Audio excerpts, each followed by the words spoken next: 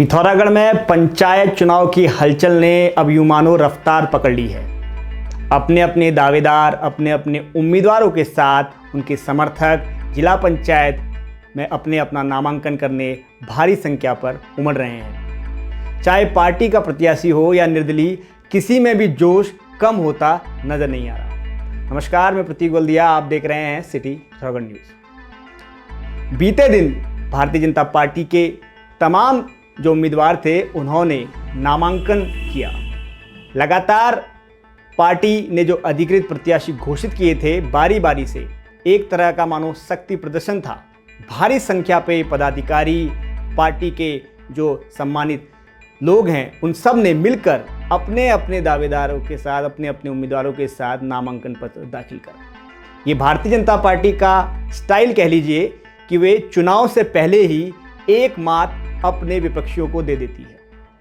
वहीं दूसरी तरफ कांग्रेस की बात करें तो बीते रोज एक और लिस्ट बाहर आई है। हालांकि इस लिस्ट में भी भिंड और मुनाकोट के जो अधिकृत प्रत्याशी हैं उनका नाम नदारद है। जैसा कि मैंने बताया था, कांग्रेस के अंदर जो दंगल चल रहा है वो किसी से छिपा नहीं है। सूत्रों के हवाले से खबर है कि अब कांग्रेस इस स्ट्रेटजी पे काम कर रही है कि जैसे उम्मीदवारों का नामांकन हो जाए और जब लास्ट दिन, अंतिम दिन जब नाम वापसी की तारीख आ जाए, उसके बाद उन उम्मीदवारों को अपना प्रत्याशी बना सकती है, जैसा कि मैंने आपसे पहले भी कहा था। और खबर यह भी है कि भिंड और मुनाकोट जो दो ब्लॉक हैं, जो पिथौरागढ़ शहर से लगे हुए ब्लॉक माने जाते हैं, उस पर स्थानीय विधायक अपने प्रत्याशी उतारने वाले हैं। तो ये कुछ वैसा ही मसला होते जा रहा है जैसा नगर निकाय चुनाव में देखने को मिला था। कांग्रेस के अंदर जो दो फाड़ है, उसका फायदा इस बार क्या फिर से भारतीय जनता पार्टी उठा पाएगी? भीतर खाने ये बात सबको हजम हो रही है कि दो लोगों की लड़ाई में भारतीय जनता पार्टी के जो उम्मीदवार हैं उनको फायदा पहुंच सकता है। लेकिन अभी कहानी बाकी है। आज एक बड़े चेहरे, कैबिनेट मंत्री रहे बिशन सिंह चुफाल, उनकी पुत्री दीपिका चुफाल अपना नामांकन पत्र दाखिल करेंगी। आज अंतिम दिन है, तो जिसके तर्कस में जितने तीर हैं वो सब आज चलाने होंगे। हालांकि अभी ये पूरा मामला यहाँ समाप्त नहीं होता है। इसके बाद नाम वापसी की तारीख होगी। जब नाम वापस होंगे तब मालूम पड़ेगा असल उम्मीदवार कौन और डमी कैंडिडेट कौन था। ये तो रही बात उम्मीदवारों की और दावेदारों की। प्रशासन की तरफ से क्या तैयारियां हैं? प्रशासन ने इस पूरे चुनाव को कंडक्ट कराने के लिए अपनी कमर कस दी है। इसके लिए लगातार आला अधिकारी मीटिंग्स ले रहे हैं। लेकिन एक बड़ा सवाल ये भी आता है कि जो ये मौसम है, जिस तरह के हालात हैं, उस हालात में क्या ये जो चुनाव है ये सही तरीके से संपन्न हो पाएंगे? ये सवाल इसलिए है कि खबर है कि 20 संवेदनशील स्थल घोषित किए गए हैं प्रशासन द्वारा।